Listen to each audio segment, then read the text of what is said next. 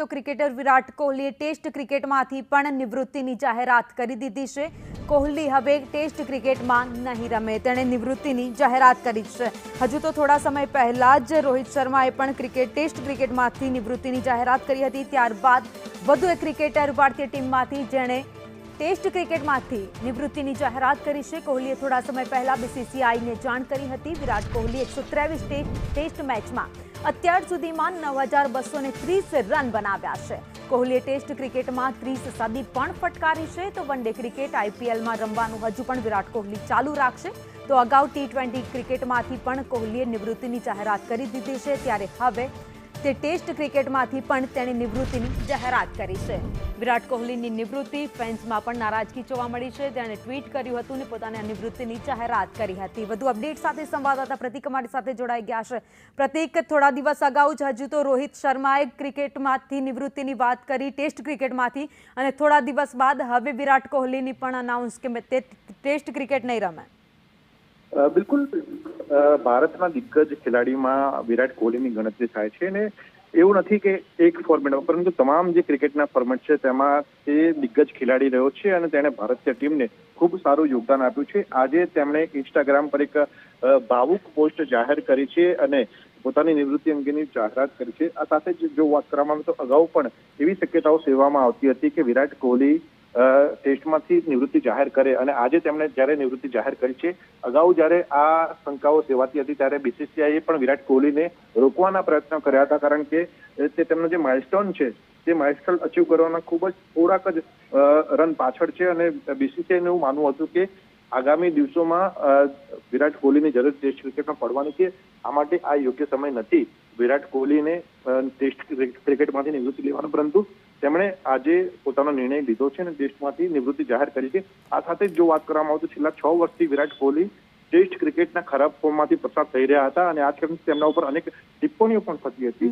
જોકે આ ટિપ્પણીઓને લઈને વિરાટ કોહલી પર કોઈ દબાવ નહોતો, પરંતુ તેમણે આજે નિવૃત્તિ જાહેર કરી છે અને આ જ કારણથી તેમના જે ક્રિકેટ પ્રેમીઓ છે તેમને એક ઝાટકો લાગ્યો છે। આભાર માહિતી માટે। તો ક્રિકેટ જગતનું એવું મોટું નામ વિરાટ કોહલી, જેણે શરૂઆત કરી ક્રિકેટ જગતમાં અત્યારથી લઈને અત્યાર સુધીમાં ઘણું નામ કમાવ્યું, તો સાથે જ ભારતીય ક્રિકેટ ટીમમાં ઘણું એવું યોગદાન પણ આપ્યું।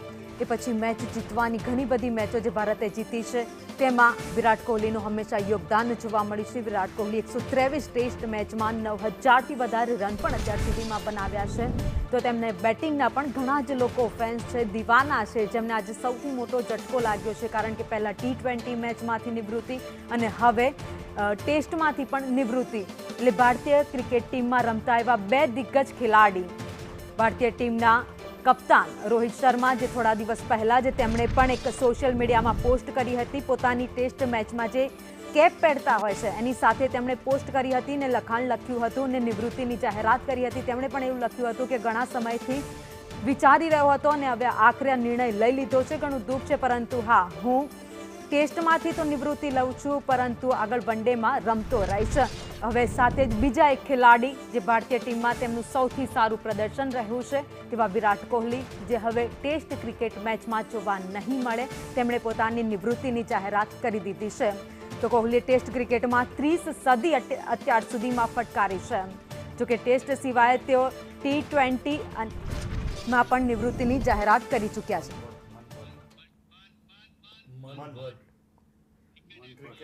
ક્રિકેટ એક્સપર્ટ મન ભટ્ટ અમારી સાથે જોડાઈ ગયા છે। મન, સંદેશ ન્યૂઝમાં આપનું સ્વાગત છે। રોહિત શર્મા બાદ હવે વિરાટ કોહલીએ પણ નિવૃત્તિની જાહેરાત કરી। જી, વિરાટ કોહલી બાદ રોહિત શર્મા બાદ વિરાટ કોહલી પણ રિટાયરમેન્ટ થયા છે અને ક્યાંક ને ક્યાંક આપણને આ વસ્તુ ખબર જ, ડિસેમ્બર 2024માં કે જ્યારે બોર્ડર ગવાસ્કર ટ્રોફીમાં એ લોકોથી રન નતા નીકળી રહ્યા અને વિરાટ કોહલી કન્ટિન્યુઅસ બોલી રહ્યા હતા કે જે દિવસથી મને એવું લાગશે કે મારાથી 100% મારી ટીમ માટે એફર્ટ નથી અપાઈ રહ્યું, એ દિવસથી હું મારી જાતને આગળ પુશ કરવા માટે રેડી નહીં થઉં। હું ત્યાં ને ત્યાં મારી ગેમનો સ્ટોપ કરવા માંગીશ।